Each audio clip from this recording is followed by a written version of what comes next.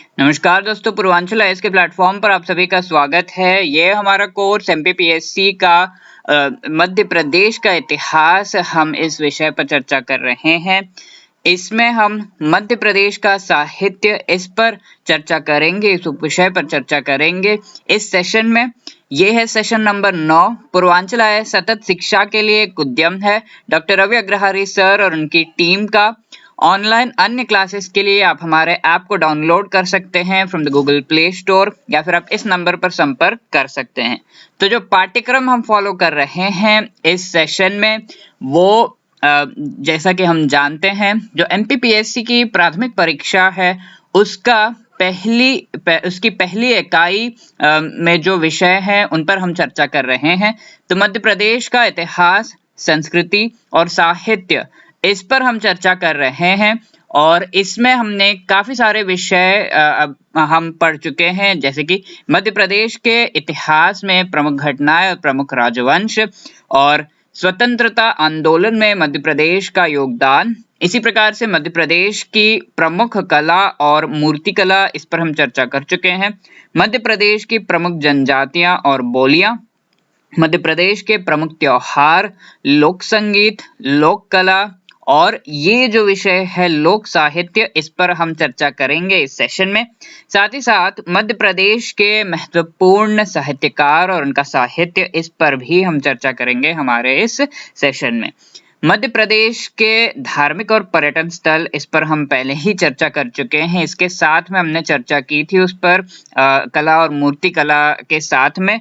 और जो बच जा रहा है वो है मध्य प्रदेश के महत्वपूर्ण आदिवासी व्यक्तित्व। ठीक है, तो इन चीजों पर हमें चर्चा करना बाकी है। तो ये दो साहित्य के जो हैं, लोक साहित्य और साहित्यकार और उनका साहित्य, इस पर हम इस सेशन में चर्चा करेंगे और आने वाले सेशन में मध्य प्रदेश के महत्वपूर्ण आदिवासी व्यक्तित्व, इस विषय पर चर्चा करेंगे। ठीक है, तो जैसा कि हमने देखा, हमारा विषय इस सेशन में है मध्य प्रदेश के प्रमुख लोक साहित्य और मध्य प्रदेश के महत्वपूर्ण साहित्यकार और उनका साहित्य। साथ ही साथ कुछ अभ्यास प्रश्न हम देखेंगे जो पिछले सेशन में हमने देखा था, उनके जवाब हम देखेंगे और कुछ प्रश्न इस सेशन से संबंधित आपको ये पता लग जाएगा कि किस प्रकार के प्रश्न पूछे जाते हैं, उसके लिए हम ये देखेंगे। तो शुरू करते हैं। मध्य प्रदेश के प्रमुख लोक साहित्य, तो लोक साहित्य में सबसे पहला नाम जो आता है वो जगनिक का है। इनका जन्म 1230 ईस्वी में हुआ था और चंदेल राजा परिमल देव के कालिंजर के जो एक दरबारी थे, दरबार के कवि थे। और ये जो है, इन्होंने काफी प्रसिद्ध जो है पुस्तकें लिखी हैं और इनके कार्यों की अगर हम बात करें, इनके रचनाओं की अगर हम बात करें, तो पहला है अलखंड और परिमल रासो, ये दो शामिल हैं। साथ ही साथ और भी अन्य कई हैं।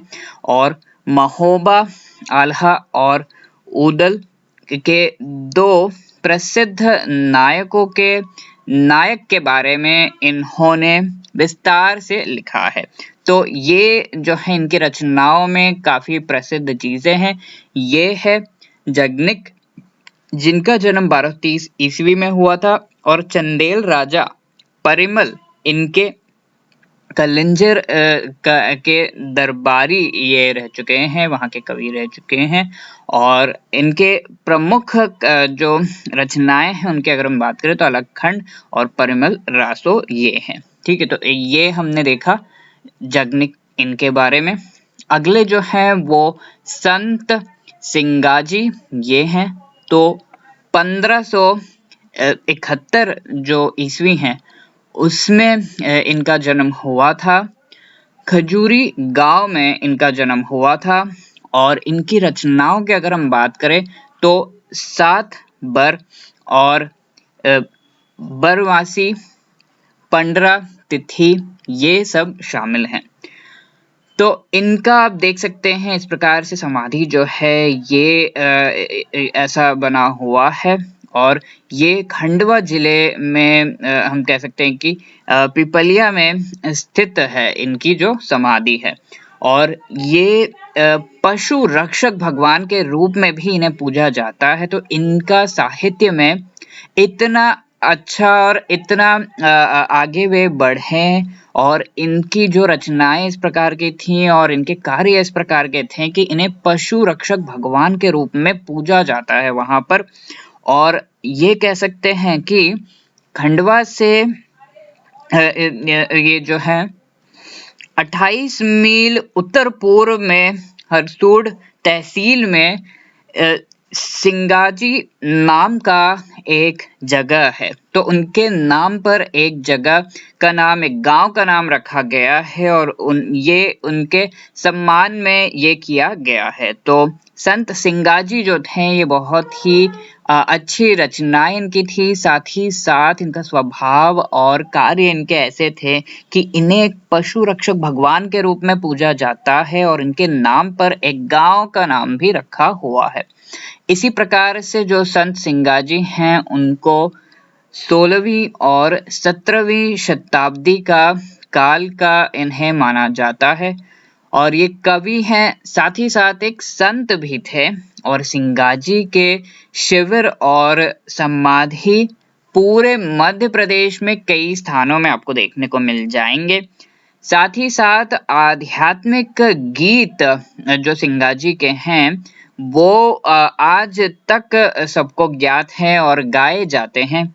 इसी प्रकार से नर्मदा जल विद्युत विकास निगम द्वारा नर्मदा सागर परियोजना में संत सिंगाजी जलाशय का निर्माण किया गया है। तो एक जलाशय का नाम वहां पर संत सिंगाजी जलाशय नाम दिया गया है। इसी प्रकार से सिंगाजी की पवित्र समाधि का निर्माण भी यहाँ पर किया गया है, जिस प्रकार से हमने देखा।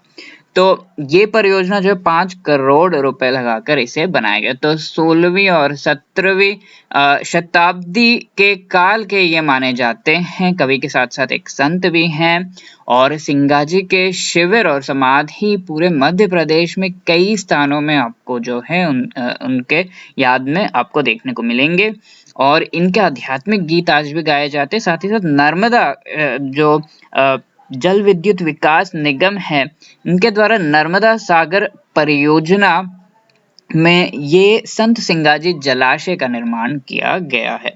तो ये दर्शाता है कि कितने ज्यादा प्रसिद्ध और जो ये संत थे इनको कितना अधिक याद किया जाता है। तो ये था संत सिंगाजी के बारे में। तो अगले जो है वो है घाघ। इनका जन्म 1753 में हुआ था और घाघ भद्री की कहानी इनकी रचना में शामिल है। और अगला है इसूरी। ये जो है 1898 में इनका जन्म हुआ था।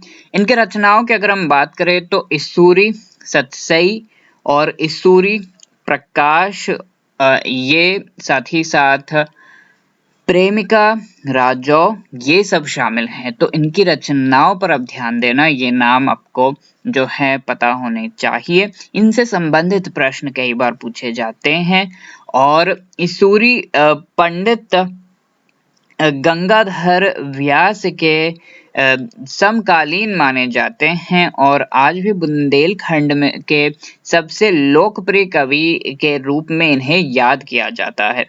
तो ये जो कवि हैं ये है घाघ, जो कि 1753 में इनका जन्म हुआ था और घाघ भद्री की कहानी ये इनकी रचना में शामिल है। इसी प्रकार से इसूरी ये जो कवि थे ये 1898 में इनका जन्म हुआ था और इसूरी सतसई, इसूरी प्रकाश और प्रेमिका राजौ ये इनके रचनाओं में शामिल है। पंडित गंगाधर व्यास के समकालीन माने जाते हैं और बुंदेलखंड में इन्हें आज भी याद किया जाता है। वहां पर ये आज भी काफी ज्यादा लोकप्रिय एक कवि हैं। तो अगले जो हैं वो तो हमने लोक साहित्य के बारे में देख लिया। अब मध्य प्रदेश के महत्वपूर्ण साहित्यकार और उनके साहित्य के बारे में हम देखेंगे। तो अलग अलग काल में ये बटे हुए हैं, प्राचीन काल और जो आधुनिक काल है, माध्यमिक काल है। इस समय में कौन से कवि कौन से समय में थे, ये सब अच्छी तरीके से याद रखने के लिए हम इन पर चर्चा अलग-अलग काल के हिसाब से करेंगे। तो प्राचीन काल के जो महत्वपूर्ण साहित्यकार और उनके साहित्य हैं, उनके बारे में अगर हम चर्चा करें तो हम ये कह सकते हैं कि सबसे पहला नाम जो हमारे ज़ुबान में आता है वो है कालिदास का। तो इनके महाकाव्य जो थे वो रघुवंशम, कुमार संभवम ये हैं। नाटकों की अगर हम बात करें तो मालविकाग्निमित्रा और विक्रमोर्वशीयम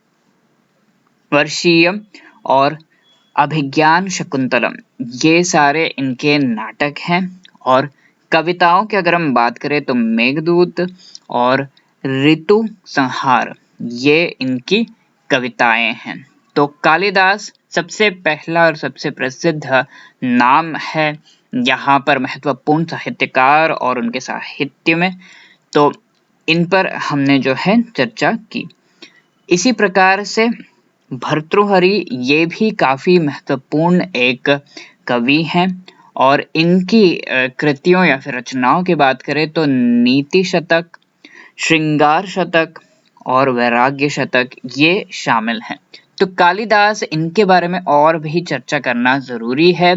और कालिदास जो थे ये एक शास्त्रीय सांस्कृतिक लेखक थे जिन्हें अक्सर प्राचीन भारत का सबसे महान नाटककार माना जाता है। ठीक है, तो सबसे महान नाटककार जो प्राचीन भारत के हैं कालिदास माने जाते हैं और इनके नाटक और कविता मुख्य रूप से वेदों, रामायण, महाभारत और पुराणों पर आधारित होते हैं।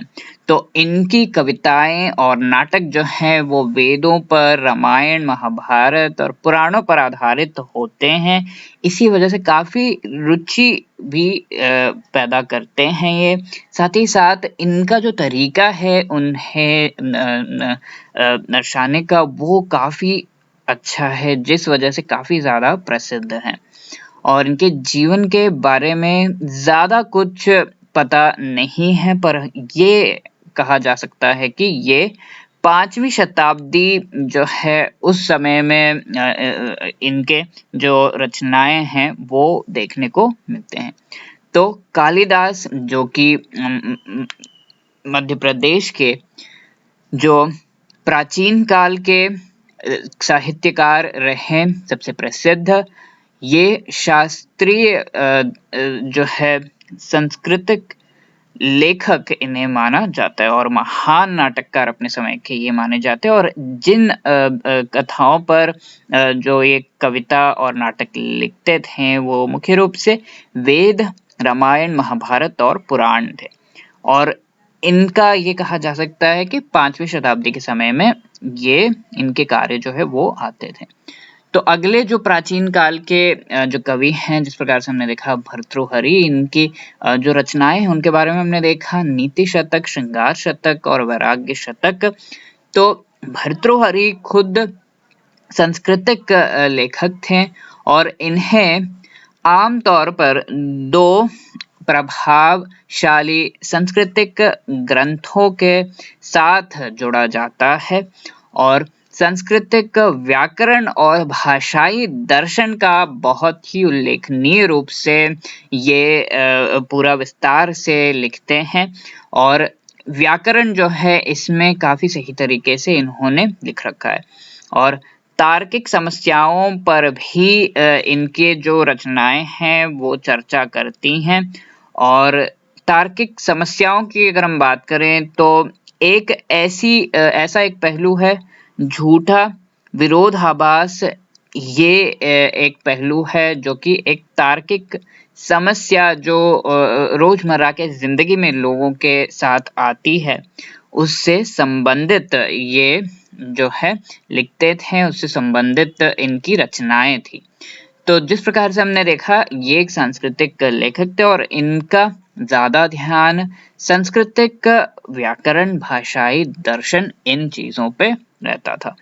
तो प्राचीन काल में हम ये भी कह सकते हैं कि भवभूति ये भी बहुत ही प्रसिद्ध जो है साहित्यकार रहे। इनकी रचनाओं की अगर हम बात करें तो मालती माधव, महावीर चरित और उत्तम रामचरित, तो ये जो है बहुत ही महत्वपूर्ण इनकी रचनाएं हैं। तो आप ये देख सकते हैं, ये जो है उत्तर रामचरित, ये इनकी रचना है और इसे पहला दुखद नाटक माना जाता है। तो ये पहला दुखद नाटक जो है इसे माना जाता है, ये भवभूति इनके द्वारा लिखा गया था। इसी प्रकार से बाण भट्ट ये भी बहुत ही महत्वपूर्ण साहित्यकार रहे। इनके रचनाओं की अगर हम बात करें तो इस चरित जो कि बाण भट्ट का पहला काम था, और कादंबरी जो कि इसे दुनिया का पहला उपन्यास कहा जाता है। ठीक है, दुनिया का सबसे पहला उपन्यास इसे कहा जाता है। चंडी शतक, पार्वती परिणय, तो ये सारे जो हैं बाण भट्ट इनके रचनाएं हैं।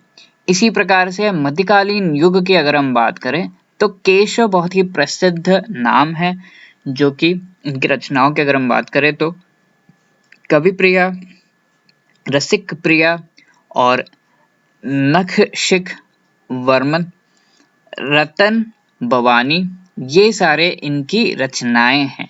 तो इन रचनाओं और जो इनके कार्य हैं, इनके वजह से ये प्रसिद्ध है। और भूषण इनकी अगर हम बात करें तो शिवराज भूषण, शिव भवानी, चतरसाल, दक्ष और भूषण उल्लास, ये सारे इनके प्रसिद्ध साहित्य कार्य हैं।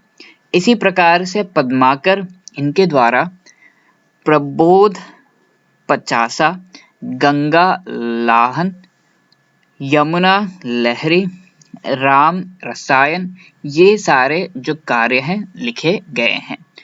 तो केशव, भूषण और पद्माकर ये मध्यकालीन युग के प्रमुख और प्रसिद्ध साहित्यकार रहे। इसी प्रकार से आधुनिक काल की अगर हम बात करें तो माखनलाल चतुर्वेदी ये बहुत ही महत्वपूर्ण एक नाम है, जो आधुनिक काल के साहित्यकार हैं मध्य प्रदेश से संबंधित। तो इनकी रचनाएं हिम किरीटनी, हिम तरंगिनी, माता समर्पण, युगचरण, साहित्य देवता और कृष्ण अर्जुन युद्ध। ठीक है, तो ये सारे इनके महत्वपूर्ण रचनाएं हैं। पत्रिकाओं की अगर हम बात करें इनके द्वारा रचित, तो प्रभा, प्रताप और कर्मवीर, ये इनके द्वारा रचित पत्रिकाएं हैं। तो मुल्ला रामूजी, इनका अगर पूरा नाम हम देखें तो मोहम्मद सिद्दीकी मुल्ला रामूजी है, और ये जो है महत्वपूर्ण आधुनिक काल के मध्य प्रदेश के साहित्यकार रहे। इनके रचनाओं की अगर हम बात करें तो गुलाबी उर्द और लाठी और भीस और जाट, बालकृष्ण शर्मा, माफ करिएगा, बालकृष्ण शर्मा नवीन, ये एक और आधुनिक काल के कवि हैं। और इनकी रचनाओं की अगर हम बात करें तो उर्मिलन, प्राण, पर्णन, कुमकुम, ये सारे इनके प्रसिद्ध रचनाएं हैं। इसी प्रकार से अगले जो साहित्यकार हैं वो सुभद्रा कुमारी चौहान हैं। इनके जो रचनाएं हैं वो अगर हम देखें तो वीरों का कैसा हो वसंत और मुकुल त्रिधरा और बिखरे मोती और सीधे साधे चित्र, तो ये सारे इनके महत्वपूर्ण जो रचनाएं हैं सुभद्रा कुमारी चौहान, इनके बारे में हमने देखा। इसी प्रकार से आचार्य नंद दुलार वाजपेयी, इनकी महत्वपूर्ण रचनाओं की अगर हम बात करें तो 20वीं शताब्दी, आधुनिक साहित्य, राष्ट्रीय भाषा का कुछ समस्या और राष्ट्रीय साहित्य का अन्य जो निबंध, हिंदी साहित्य की आधुनिक युग, ये सारे जो हैं इनकी प्रमुख रचनाएं हैं। अगले हैं डॉक्टर शिव मंगल सिंह सुमन। इनके रचनाओं की अगर हम बात करें तो हिल्लोल, प्रलय, सराजन, पार अनख नाभारी और मिट्टी की बारात, ये सारे इनके महत्वपूर्ण रचनाएं। इसी प्रकार से गजानंद माधव मुक्तिबोध, इनकी अगर हम बात करें तो चांद का मुंह टेढ़ा, तारसत्ताक और सतह से उतारा आदमी, ये सारे इनके महत्वपूर्ण रचनाएं हैं। और भवानी प्रसाद मिश्रा, इनकी बात करें तो गांधी पंचशती, गीता पुरोहित, ये सारे इनकी महत्वपूर्ण रचनाएं। इसी प्रकार से हरिशंकर परसाई, ये तट की खोज, साथ साथ रानी नागफनी की कहानी, ये सब इनके महत्वपूर्ण रचनाएं हैं। इसी प्रकार से शरद जोशी, इनकी रचनाओं की बात करें तो परिक्रमा, फिर कैसी बहन और जीप पर सवार इलिया, तो ये सारे इनकी महत्वपूर्ण रचनाएं हैं। अगले जो हैं वो है बाल कवि बैरागी, ये जो हैं दर्द दीवानी और दो टूट भाव रक्षक, ये सारे इनके महत्वपूर्ण रचनाएं हैं। ठीक है, तो इस प्रकार से हमने मध्य प्रदेश के प्रमुख साहित्य और साहित्यकारों के बारे में देखा। और पिछले सेशन में हमने कुछ प्रश्न देखे थे निम्नलिखित में से किस पेंटिंग में असली तेल यानी कि लिनसीड ऑयल जो है ये पूछा गया था। लिनसीड ऑयल, ये तेल का उपयोग होता है। तो जवाब है तिलगा लोक चित्रकला। अगला है निम्नलिखित पेंटिंग में से कौन सी पेंटिंग दिवाली के समय महिलाओं द्वारा गेरू का उपयोग करके तैयार की जाती है? तो सुरती पेंटिंग इसका जवाब है। इस सेशन के आपके प्रश्न है तट की खोज, इसको किसके द्वारा लिखा गया है? शरद जोशी, बाल कवि बैरागी, माखनलाल चतुर्वेदी या फिर हरिशंकर परसाई। अगला प्रश्न है निम्नलिखित में से कौन सा जो है आचार्य नंद दुलारे वाजपेयी इनका काम है? तो 20वीं शताब्दी, आधुनिक साहित्य, राष्ट्रभाषा की कोक समासी और उत्तर रामचरित। तो इसमें से कौन सी उनका जो है काम नहीं है? ये होना चाहिए उनका काम नहीं है। ये प्रश्न है कौन सा इसमें से उनका काम नहीं है, माफ करिएगा। तो इस प्रकार से हमने मध्य प्रदेश के प्रमुख साहित्य और साहित्यकार, उनके साहित्य, इसके बारे में चर्चा की। अगले सेशन में हम और एक विषय पर चर्चा करेंगे। धन्यवाद, शुभकामनाएं। और अगर आपको और भी कोई चीज पूछनी हो तो आप इस नंबर पर संपर्क कर सकते हैं।